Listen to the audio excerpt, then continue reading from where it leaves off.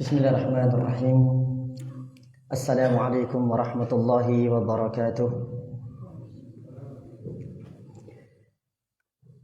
Innal hamdalillah nahmaduhu wa nasta'inuhu wa nastaghfiruh wa na'udzu billahi min shururi anfusina wa sayyiati a'malina. Man yahdihillahu fala mudilla lahu wa man yudlil fala hadiya lahu. Wa asyhadu an la ilaha illallah wahdahu la syarika lah wa asyhadu anna Muhammadan 'abduhu wa rasuluhu la nabiyya wa la rasula ba'dah. Qala Allah ta'ala ya ayyuhalladzina amanu taqullaha haqqa tuqatih wa la tamutunna illa wa antum muslimun. Wa qala aydan ya ayyuhalladzina amanu taqullaha يا أيها الذين آمنوا اتقوا الله وقولوا قولا سديدا يصلح لكم أعمالكم ويغفر لكم ذنوبكم ومن يطع الله ورسوله فقد فاز فوزا عظيما. وقال صلى الله عليه وسلم اتق الله حيثما كنت وأتبع السيئة الحسنة تمحوها وخالق الناس بخلق حسن. Jamaah salat maghrib yang dirahmati dan dimuliakan oleh Allah Subhanahu wa taala, kita bersyukur kepada Allah Subhanahu wa taala karena pada kesempatan yang berbahagia ini kita masih diberikan kekuatan dan keimanan. Kita masih diberikan kesempatan oleh Allah Subhanahu wa taala dalam rangka untuk menempuh dan menuntut ilmunya, karena memang ini merupakan jalan kemuliaan DDRU Mas Medan Daita untuk kita berjumpa dengan Allah Subhanahu wa taala.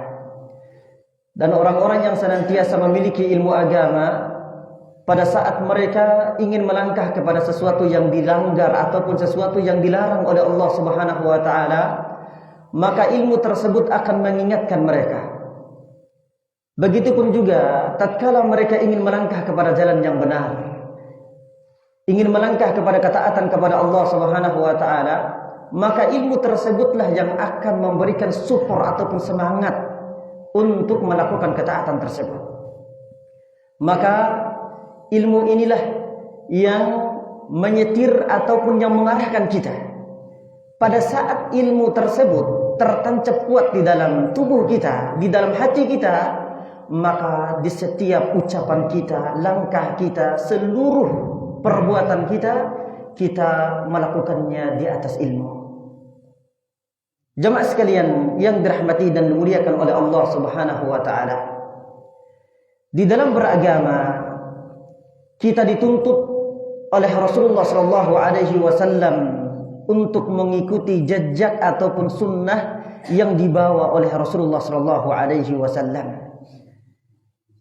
Karena mengikuti jejak Rasulullah sallallahu alaihi wasallam merupakan tanda kemuliaan, merupakan tanda keberkahan Murid Waqos Menandaita. Karena memang agama yang dibawa oleh Rasulullah sallallahu alaihi wasallam adalah agama yang sudah sempurna. Tidak ada yang perlu ditambahkan dan begitu juga tidak ada yang perlu dikurangi. Agama Rasulullah sallallahu alaihi wasallam adalah agama yang sempurna, tidak perlu ditambah dan tidak perlu dikurangi oleh Medan Daita. Jemaah sekalian yang dirahmati dan dimuliakan oleh Allah Subhanahu wa taala, merupakan manhaj ataupun tata cara beragama kaum muslimin ataupun seorang muslim, dia harus mengikuti jejak para sahabat ataupun murid langsung daripada Rasulullah sallallahu alaihi wasallam, yang dimana mereka langsung mendengarkan ilmu dari Rasulullah sallallahu alaihi wasallam. Mereka langsung melihat bagaimana Rasulullah sallallahu alaihi wasallam bermuamalah, bagaimana mereka melihat Rasulullah sallallahu alaihi wasallam bergaul dengan mereka. Maka rentetan ilmu yang dianjurkan ataupun yang disyariatkan bagi kita yang muqallid ataupun orang-orang yang mengikuti jejak mereka adalah mengambil ilmu ataupun mengikuti jejak mereka. Jemaah sekalian yang dirahmati dan dimuliakan oleh Allah Subhanahu wa taala. Ibadah yang paling tinggi ataupun yang paling besar kemuliaannya adalah ibadah tauhid. Mentauhidkan Allah Subhanahu wa taala. Meninggikan Allah Subhanahu wa taala di dalam beribadah. Kita menjadikan Allah Subhanahu wa taala satu-satunya yang disembah, tanpa kita mengotori perbuatan ataupun amalan kita dengan perbuatan kesyirikan.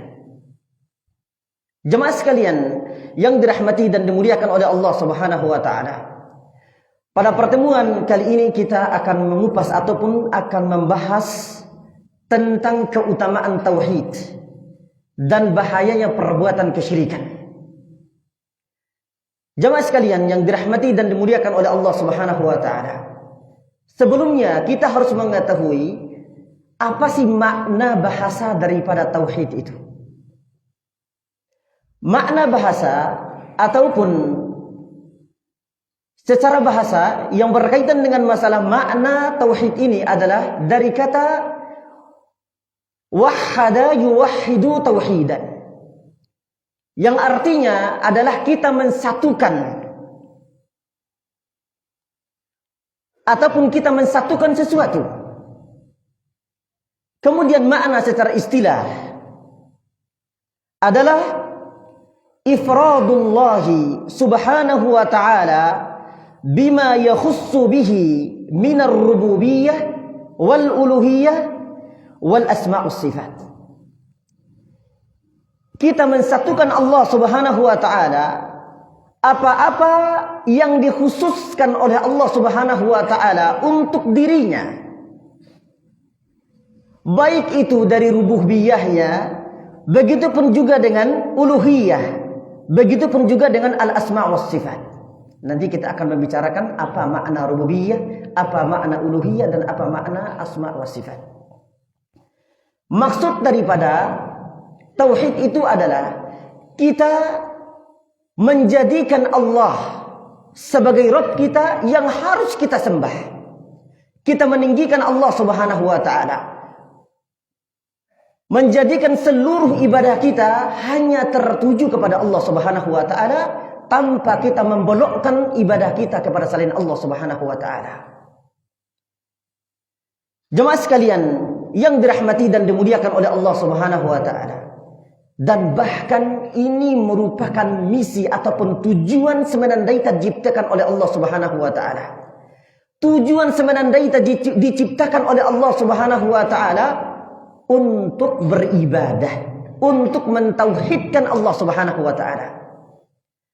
Apa kata Allah Subhanahu wa ta'ala di dalam surat Az-Zariyat? Kata Allah Subhanahu wa ta'ala, "Wa ma khalaqtul jinna wal insa illa liya'budun." Dan tidaklah aku menciptakan jin dan manusia melainkan untuk satu tujuan, satu misi. Illa liya'budun, kecuali hanya untuk beribadah kepadaku, beribadah kepada Allah Subhanahu wa ta'ala. Berarti jemaah sekalian yang dirahmati dan dimuliakan oleh Allah Subhanahu wa ta'ala, beribadah kepada Allah ataupun beribadah hanya kepada Allah merupakan kemuliaan, merupakan keberkahan di dalam kehidupan kita. Akan tetapi sebaliknya, beribadah kepada selain Allah Subhanahu wa ta'ala merupakan awal daripada kehancuran mariwako semenandaita. Karena apa?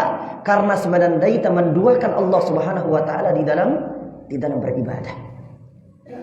Jemaah sekalian yang dirahmati dan dimuliakan oleh Allah Subhanahu wa ta'ala, Ibnu Katsir ataupun Imam Ibnu Katsir rahimahullahu ta'ala mengomentari ayat yang kita sebutkan tadi di dalam tafsir beliau.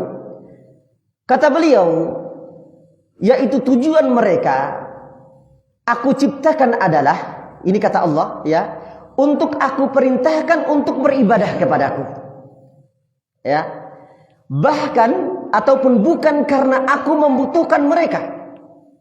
Jemaah sekalian yang dirahmati dan dimuliakan oleh Allah Subhanahu wa ta'ala, dari perkataan Imam Ibnu Katsir ini, sebenarnya Allah Subhanahu wa ta'ala tidak membutuhkan kita. Ya, Allah Subhanahu wa ta'ala tidak membutuhkan kita. tidak butuh dikasih oleh kita misalnya pakaian atau makanan, tidak butuh. Ya. Justru kita sebagai hamba inilah yang butuh kepada Allah Subhanahu wa taala. Dan tanda butuhnya kita kepada Allah Subhanahu wa taala berarti kita harus siap melakukan konsekuensi ataupun syarat agar apa? Agar kita ini dijadikan sebagai hamba Allah Subhanahu wa taala yang harus benar-benar membersihkan seluruh ibadahnya hanya untuk Allah Subhanahu wa taala. Jemaah sekalian yang dirahmati dan dimuliakan oleh Allah Subhanahu wa taala. Kita ulangi lagi. Allah Subhanahu wa taala tidak membutuhkan kita. Akan tetapi yang butuh kepada Allah adalah kita sebagai hambanya. Jemaah sekalian yang dirahmati dan dimuliakan oleh Allah Subhanahu wa taala. Dan bahkan tauhid ini merupakan misi dakwahnya para rasul. Tujuan Allah Subhanahu wa taala mengutus para rasulnya, para anbiya'nya tidak lain dan tidak bukan untuk mendakwahkan dakwah tauhid. Mensatukan Allah Subhanahu wa taala di dalam beribadah. Karena apa jemaah sekalian yang dirahmati dan dimuliakan oleh Allah Subhanahu wa taala? Karena dikhawatirkan pada saat semenandaita berbuat syirik kepada Allah, menentang hukum Allah Subhanahu wa taala, maka salah satu ataupun segelintir orang yang melakukan perbuatan kesyirikan tersebut, perbuatan pelanggaran tersebut, maka seluruh masyarakat yang tinggal di tempat tersebut akan dikena semua ya azab oleh Allah Subhanahu wa taala. Akan dikenai oleh Allah Subhanahu wa taala azab yang pedih. Ya. Dan banyak cerita-cerita ya tentang hal-hal yang seperti ini di zaman terdahulu. Ya. Seperti apa? Seperti siapa? Seperti Nabi Nabi Lut. Ya. Begitupun juga dengan Nabi Nuh alaihi salam. Jemaah sekalian yang dirahmati dan dimuliakan oleh Allah Subhanahu wa taala. Bahkan diabadikan oleh Allah Subhanahu wa taala di dalam firman-Nya, "Wa ma arsalna min qablika min rasulin illa nuhi ilaihi annahu la ilaha illa ana fa'budun." Yang artinya, dan kami mengutus ataupun tidaklah kami mengutus seorang rasul sebelum kamu wahai Muhammad illa nuhi ilaihi, kecuali ataupun melainkan kami wahyukan kepadanya annahu la ilaha illa ana fa'budun, bahwasanya tidak ada yang berhak disembah kecuali Allah Subhanahu wa taala. Maksudnya adalah umat-umat sebelum Nabi Muhammad sallallahu alaihi wasallam pada saat mereka diutus oleh Allah Subhanahu wa taala untuk membawa risalah, untuk mendakwahkan umatnya, yang pertama kali yang Allah Subhanahu wa taala wahyukan kepada mereka tidak lain dan tidak bukan, ataupun perintah Allah Subhanahu wa taala yang diperintahkan kepada mereka adalah mentauhidkan Allah Subhanahu wa taala. Beribadah kepada Allah Subhanahu wa taala satu-satunya, tanpa mereka berbuat syirik kepada Allah Subhanahu wa taala ataupun mereka memalingkan peribadatan mereka kepada selain Allah Subhanahu wa taala. Jemaah sekalian yang dirahmati dan dimuliakan oleh Allah Subhanahu wa taala. Bahkan dikatakan di dalam ayat yang lain, "Walaqad ba'atna fi kulli ummatin rasulah." Kata Allah Subhanahu wa taala, dan sesungguhnya kami telah mengutus kepada umat-umat itu rasul. Ataupun di setiap umat itu kami mengutus rasul ataupun utusan kepada mereka. Ani ibudullaha wajtanibut tagut. Kemudian pada saat itu mereka kami perintahkan untuk beribadah kepadaku, kemudian mereka menjauhi perbuatan tagut. Kemudian pertanyaannya, apa sih makna daripada tagut? Ya. Tagut itu adalah menentang hukum Allah Subhanahu wa taala. Ya, menentang hukum Allah Subhanahu wa taala. Ataupun makna yang lain adalah kita mendahulukan hukum manusia daripada hukum Allah Subhanahu wa taala. Itu adalah tagut. Akan tetapi tagut di sini adalah kita menjadikan syarikat ataupun sesembahan selain Allah mulia daripada Allah Subhanahu wa taala. Ini adalah tagut. Berarti maknanya adalah kembali kepada ataupun bermuara kepada makna awal. Berarti perbuatan kesyirikan. Beribadah kepada selain Allah Subhanahu wa taala. Jemaah sekalian yang dirahmati dan dimuliakan oleh Allah Subhanahu wa taala. Dan bahkan diceritakan di dalam hadis Ibnu Abbas radhiyallahu anhuma. Beliau menceritakan tentang kisah Rasulullah sallallahu alaihi wasallam dengan sahabat Nabi yang mulia yaitu Mu'adz bin Jabal. Mu'adz bin Jabal pada saat itu beliau dijadikan oleh Rasulullah sallallahu alaihi wasallam sebagai delegasinya. Dikirim oleh Rasulullah sallallahu alaihi wasallam untuk mendakwahi penduduk Yaman. Yang dimana pada saat itu penduduk Yaman menganut agama Nasrani. Kemudian kisah yang sangat luar biasa yang berkaitan dengan masalah keutamaan tauhid ini. Kemudian Rasulullah sallallahu alaihi wasallam mengatakan kepada Mu'adz bin Jabal radhiyallahu anhu, "Innaka ta'ti qauman min ahli al-kitab." Wahai Mu'adz, sesungguhnya engkau akan mendatangi suatu kaum dari ahli kitab. Maksudnya di sini adalah mereka ini memahami kitab suci. Ya, jadi yang jelas ahli kitab yang dulu dengan ahli kitab yang sekarang berbeda. Ahli kitab yang dulu ya jadi masih murni, masih suci. Ya kitab-kitab mereka. Ya. Seperti yang diceritakan ya rohib yang bertemu dengan Nabi Muhammad SAW dengan pamannya. Rohib itu apa artinya? Rohib itu adalah pendeta. Akan tetapi pendeta muslim pada saat itu. Ya. Nah, jadi pada saat itu Mu'adz bin Jabal diutus oleh Rasulullah SAW untuk berdakwah di negeri Yaman. Kemudian pada saat itu Mu'adz bin Jabal berhadapan dengan ahli kitab. Maksudnya adalah mereka memahami kitab suci. Mereka sudah cerdas memahami kitab. Kemudian kata Rasulullah sallallahu alaihi wasallam, "Falyakun awwala ma tad'uuhum ilaihi an yuwahhidullah." Yang pertama kali yang engkau ajak mereka itu adalah untuk mentauhidkan Allah Subhanahu wa taala. Ataupun dakwah yang pertama kali yang engkau lakukan, yang engkau sampaikan kepada mereka adalah dakwah tauhid. An yuwahhidullah, agar mereka beribadah hanya kepada Allah Subhanahu wa taala. Wa fi riwayatin ila an yuwahhidullah.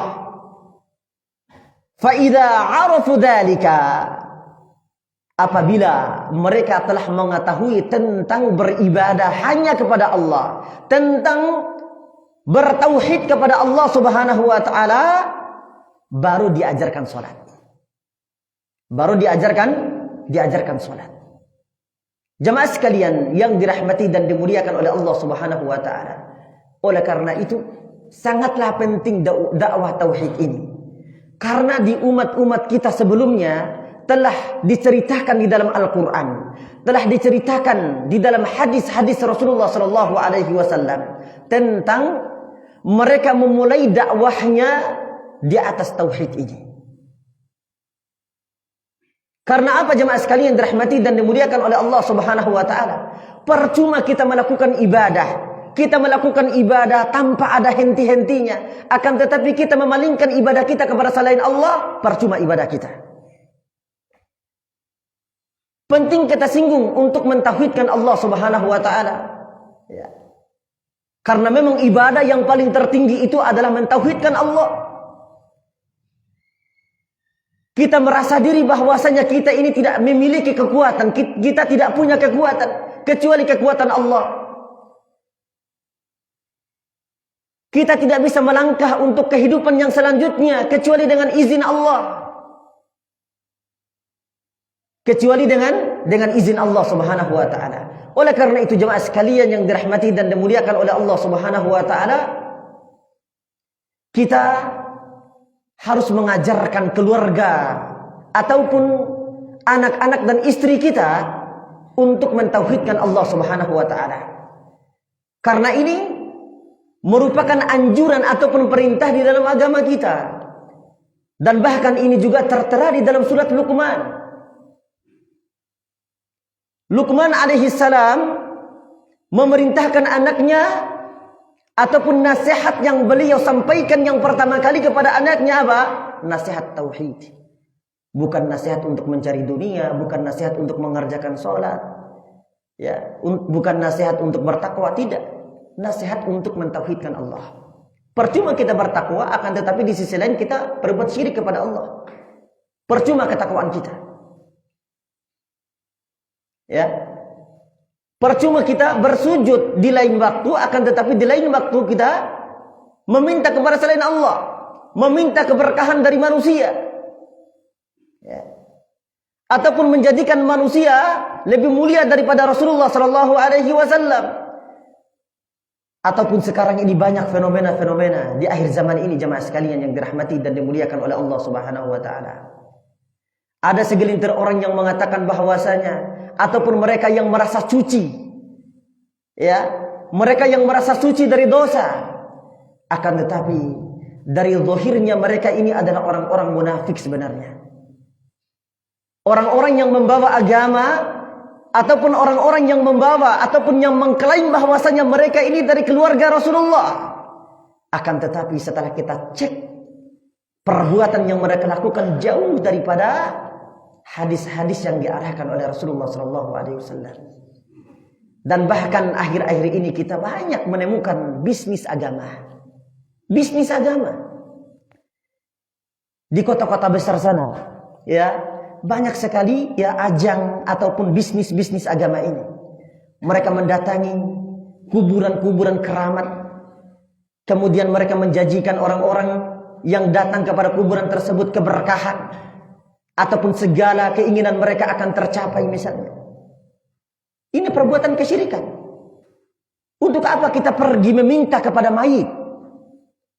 Yang sebenarnya mayit itulah yang membutuhkan kita yang masih hidup. Ya, tidak ada berkahnya. Walaupun itu jasadnya ulama yang dikuburkan, tidak ada berkahnya di hadapan Allah Subhanahu wa taala.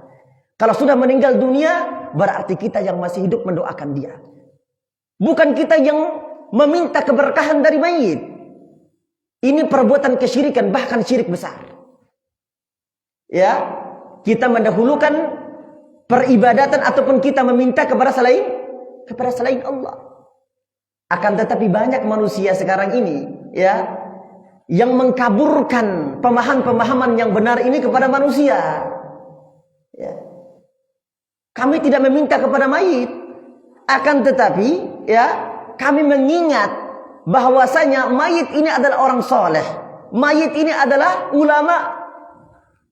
Maka adabnya kami meminta dulu kepada ulama ini agar apa? Agar tersampaikan doa-doa kami ataupun permintaan kami.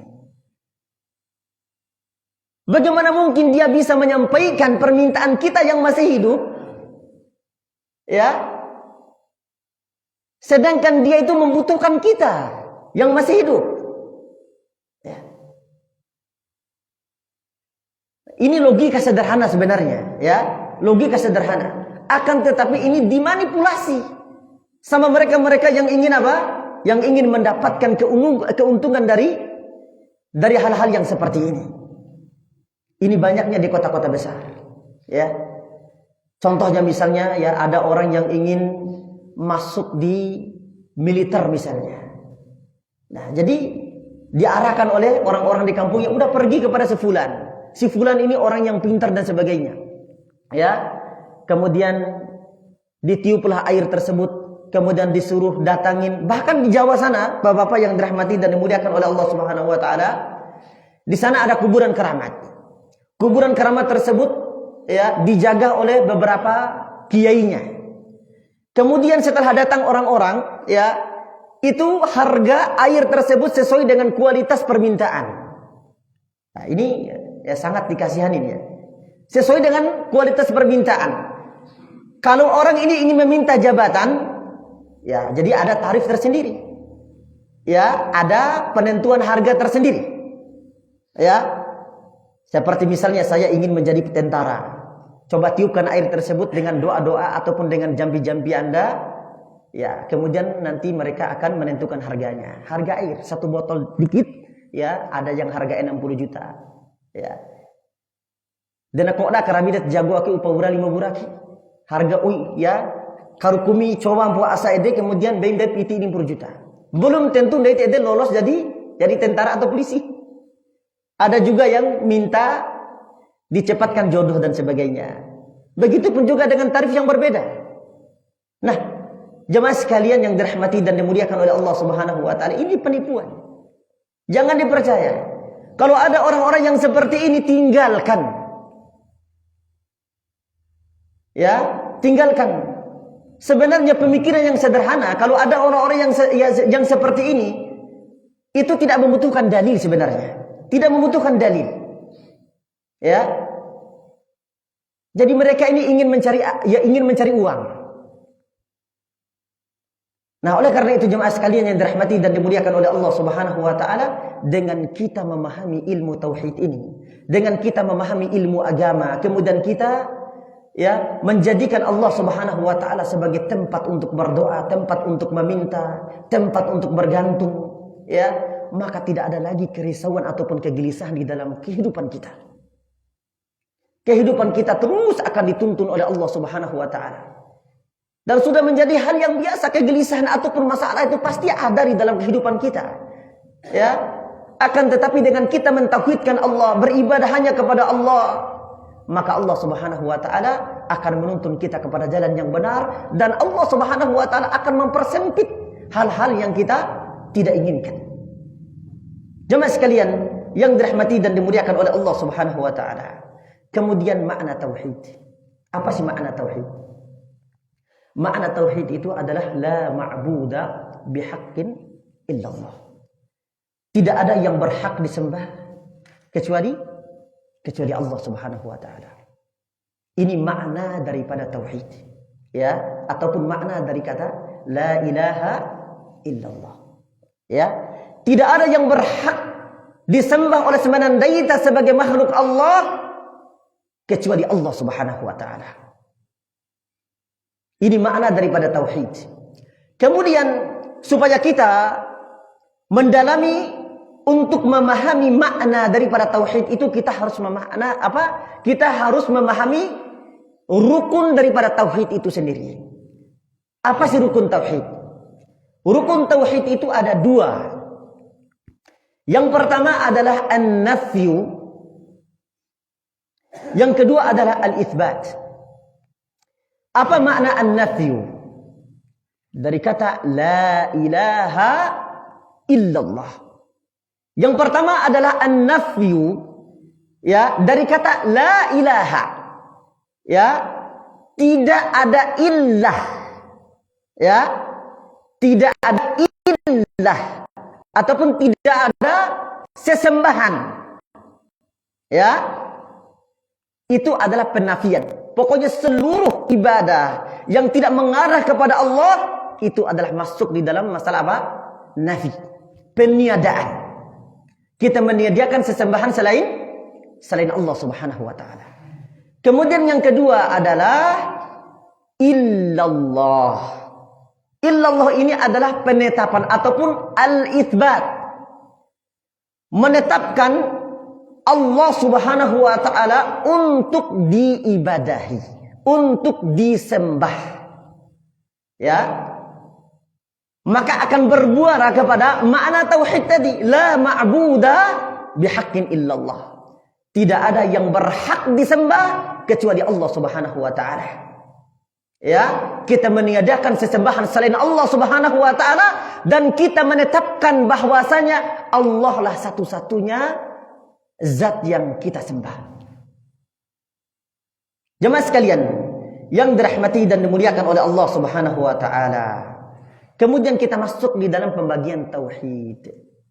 Pembagian tauhid terbagi menjadi berapa?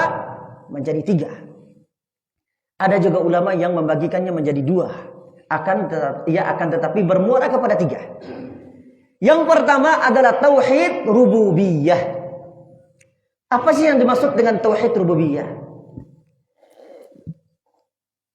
Tauhid rububiyah adalah fi'lullah, perbuatan Allah Subhanahu wa taala. Seperti Allah Subhanahu wa taala menciptakan, Allah Subhanahu wa taala menghidupkan, Allah Subhanahu wa taala mengatur. Ya. Ini adalah tauhid rububiyah, adalah haknya Allah ataupun perbuatan yang Allah Subhanahu wa taala ciptakan. Seperti kita melihat gunung-gunung, ya, ini merupakan apa? Hasil perbuatan Allah Subhanahu wa taala. Ya. Kemudian siang dan malam, ya, ini merupakan apa? Ya, Allah Subhanahu wa taala yang mengatur segalanya. Kemudian Allah Subhanahu wa taala yang berhak untuk mematikan, Allah Subhanahu wa taala yang berhak untuk menghidupkan, ya. Yang merubah takdir kita. Nah, ini adalah apa? Adalah tauhid rububiyah. Tauhid rububiyah, kita ulangi, adalah tauhid, ya, yang menunjukkan kepada perbuatan Allah Subhanahu wa taala. Kemudian yang kedua adalah tauhid uluhiyah. Jemaah sekalian yang dirahmati dan dimuliakan oleh Allah Subhanahu wa taala, ya. Tauhid uluhiyah, ya, kita kembali lagi kepada tauhid rububiyah, ya. Jadi tauhid rububiyah ini itu hampir diyakini oleh semua manusia, baik itu orang-orang kafir, ya, orang-orang musyrik pada saat itu, ya. Di dalam ayat, ya, ketika mereka ditanya siapakah yang menciptakan alam semesta ini, mereka mengatakan Allah. Mereka mengatakan Allah. Akan tetapi pada saat mereka disodorkan dengan tauhid uluhiyah, mereka enggan dan mereka membangkang terhadap aturan Allah Subhanahu wa taala. Ya. Orang-orang kafir mereka meyakini tauhid, ya, tauhid rububiyah. Meyakini bahwasanya Allah Subhanahu wa taala menciptakan dunia. Ya. Yang mengadakan alam semesta ini adalah Allah Subhanahu wa taala. Akan tetapi pada saat mereka ditawarkan ataupun disodorkan dengan tauhid uluhiyah, tauhid untuk beribadah kepada Allah hanya satu-satunya, mereka enggan dan mereka menduakan Allah Subhanahu wa taala. Ya. Kemudian yang kedua adalah tauhid uluhiyah. Tauhid uluhiyah itu adalah, ya, tauhid seorang hamba kepada Allah ataupun apa? Ya, perbuatan seorang hamba yang diperuntukkan kepada Allah Subhanahu wa taala. Seperti ibadah, ya, meminta hanya kepada Allah, bergantung hanya kepada Allah, ya. Ini adalah tauhid apa? Uluhiyah. Kemudian, ya Ustadz, misalnya orang yang, ya, siapakah yang menentukan ataupun siapakah, ya, yang mengkategorikan bahwasanya tauhid ini menjadi 3? Dalil, ya. Sebenarnya, ya, tanpa kita membagikan tauhid juga tidak apa-apa. Yang penting kita, ya, melakukan ibadah hanya kepada Allah Subhanahu wa taala. Ya, tidak dibagikan juga tauhid ini juga, ya, tidak ada masalah. Yang penting kita hanya beribadah kepada Allah. Tujuan ulama membagikan tauhid ini supaya kita mudah untuk memahami. Ya, di dalam Al-Qur'an itu ada ayat yang menunjukkan bahwasanya Allah Subhanahu wa taala memiliki perbuatan. Kemudian setelah itu Allah Subhanahu wa taala menciptakan segalanya. Allah Subhanahu wa taala menyuruh kepada kita sebagai hambanya untuk beribadah kepadanya. Dan ini masuk di dalam kategori tauhid uluhiyah, tauhid ibadah, tauhidnya seorang hamba kepada Rabbnya. Ya. Dan kita sudah jelaskan tadi, dan ini merupakan misi terbesarnya para rasul, mendakwahkan dakwah tauhid. Jemaah sekalian yang dirahmati dan dimuliakan oleh Allah Subhanahu wa taala. Kemudian yang terakhir adalah tauhid al-asma was sifat. Ya, tauhid yang berkaitan dengan nama-nama dan sifat-sifat Allah Subhanahu wa taala. Jemaah sekalian, yang dirahmati dan dimuliakan oleh Allah Subhanahu wa taala, ya. Banyak kelompok-kelompok yang tergelincir di dalam memahami makna ataupun di dalam mentakwil yang berkaitan dengan masalah nama dan sifat-sifat Allah Subhanahu wa taala. Jemaah sekalian, sesungguhnya Allah Subhanahu wa taala memiliki nama. Dengan nama dan sifat Allah tersebut, kita bisa menjadikan sebagai patokan, sebagai permulaan kita pada saat kita ingin meminta kepada Allah. Ya, apabila kita ingin meminta kepada Allah, mintalah ya kepadanya dengan nama-nama dan sifat-sifatnya yang tercantum di dalam Al-Quran dan hadis.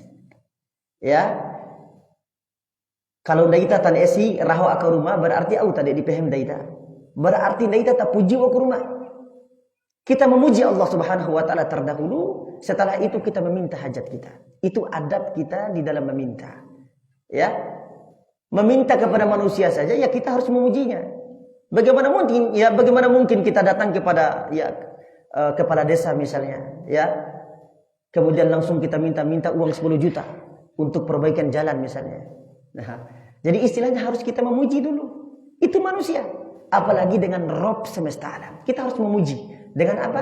Dengan nama-nama dan sifat-sifatnya yang tercantum di dalam Al-Quran dan hadis ataupun dari ucapan para ulama. Nah, jadi Allah Subhanahu wa taala berfirman yang berkaitan dengan masalah dalil tentang al-asma wa sifat. Allahu la ilaha illahu, tidak ada Tuhan ataupun tidak ada ilah kecuali Allah Subhanahu wa taala, lahu al-asma al-husna. Ya. Dan Allah Subhanahu wa taala memiliki nama-nama yang bagus. Ya, nama-nama yang bagus. Ya. Kemudian laisa kamitslihi syai' wa huwas samiul basir.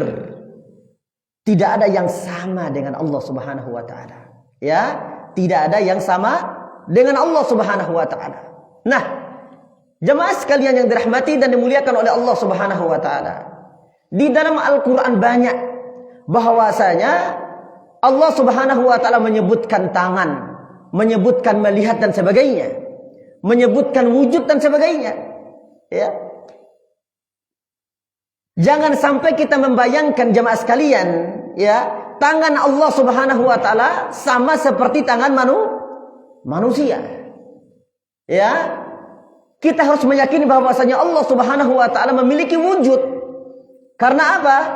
Dalil yang jelas bahwasanya pada saat kita di akhirat nanti kita akan melihat wajah Allah Subhanahu wa taala. Ya. Orang-orang yang mengamalkan amal saleh, mereka dimasukkan oleh Allah Subhanahu wa taala ke dalam surganya. Mereka nanti akan diberkati. Ya.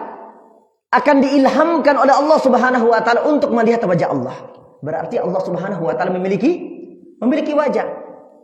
Jangan sampai kita membayangkan bahwasanya wajah Allah sama seperti wajahnya manusia. Ya. Wajahnya Allah Subhanahu wa taala sesuai dengan kebesaran dan kemuliaannya. Ya, sesuai dengan kebesaran dan kemuliaannya. Ya. Oleh karena itu di dalam masalah ta'wil kita tidak boleh mentakwilkan ayat-ayat yang berkaitan dengan masalah sifat secara serampangan seperti apa? Ya seperti kelompok-kelompok seperti Jahmiyah, kemudian Mu'tazilah. Ya. Tidak boleh. Kita harus menempatkan ayat itu seperti maknanya. Ya, seperti maknanya. Dan banyak ulama-ulama yang bertentangan di dalam masalah asma wa sifat. Dan bahkan kalau ditanyakan dari 3 pembagian tauhid ini mana ya ulama-ulama ataupun di manakah letak kebanyakan manusia yang terjatuh di dalam kesesatan? Di tauhid yang ketiga. Ya. Di tauhid yang ketiga.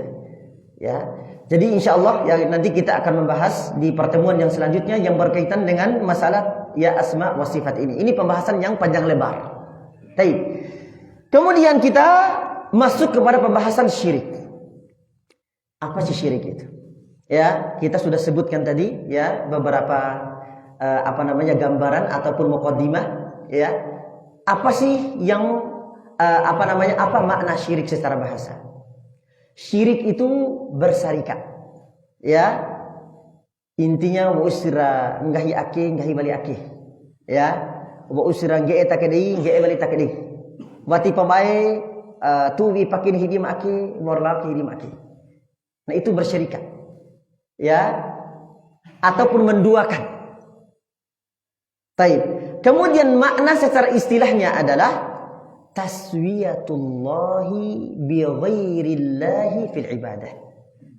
Ya.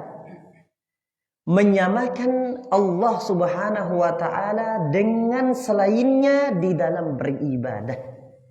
Ya. Menyamakan Allah Subhanahu wa taala dengan sesembahan selain Allah Subhanahu wa taala di dalam beribadah. Ya. Ini makna istilah ataupun secara istilah yang berkaitan dengan masalah syirik ini. Ya. Jemaah sekalian yang dirahmati dan dimuliakan oleh Allah Subhanahu wa taala. Perbuatan kesyirikan ini merupakan perbuatan yang sangat berbahaya. Perbuatan yang mengundang laknat Allah. Perbuatan yang mengundang azab Allah Subhanahu wa taala. Kisah yang sangat luar biasa pada zaman Nabi Nuh alaihi salam. Dan ini ya cerita ataupun awal daripada ada seorang ataupun ada segelintiran makhluk yang berbuat syirik kepada Allah di zamannya Nabi Nuh alaihi salam. Ketika Nabi Nuh alaihi salam mendakwakan mereka siang malam, Nabi Nuh mengatakan bahwasanya kembalilah kepada Allah, beribadahlah hanya kepada Allah Subhanahu wa taala. Kemudian mereka mengucilkan Nabi Nuh alaihi salam. Ya. Dan bahkan pada saat itu jemaah sekalian dirahmati dan dimuliakan oleh Allah Subhanahu wa taala, mereka di masa hidupnya ada orang-orang soleh. Kemudian mereka menjadikan orang-orang soleh tersebut menjadi tauladan mereka. Sehingga dengan pergi ataupun dengan kepergian ataupun dengan meninggalnya orang-orang yang soleh tersebut, mereka pergi kepada kuburan-kuburan mereka. Kemudian mereka mengatakan, ya, mereka menyebutkan orang-orang ataupun nama orang-orang yang soleh tadi. Wahai fulan, wahai fulan, wahai fulan. Itu yang pertama. Akan tetapi dengan lama-lama ataupun semakin lama mereka melakukan hal yang tersebut, kemudian datanglah iblis yang menggoda mereka. Sehingga apa? Sehingga mereka langsung menyembah mereka. Dan ini adalah alasan-alasan orang-orang di zaman sekarang. Ya, kami meminta kepada mayit, kami meminta kepada orang yang sudah meninggal. Agar apa? Agar mereka menyampaikan doa-doa dan hajat kami kepada Allah. Karena apa? Karena mereka ini adalah orang soleh. Persis dengan cerita pada zaman Nabi Nuh alaihissalam. Ya, persis. Dengan sedikit demi sedikit mereka langsung menyembah mayit tersebut. Ya. Itu jemaah sekalian dirahmati dan dimuliakan oleh Allah Subhanahu wa taala. Itulah kecerdasan syaitan. Kecerdasan iblis itu seperti itu. Awalnya kita itu menyanjung orang yang soleh.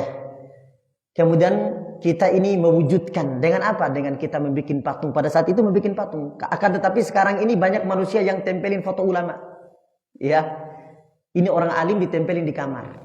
Ya, kalau lihat mukanya alim tersebut ataupun muka kiai ataupun muka habib ini, nanti akan bertambah rezekinya.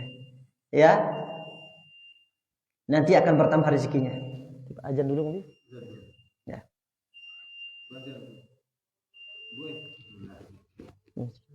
Ya.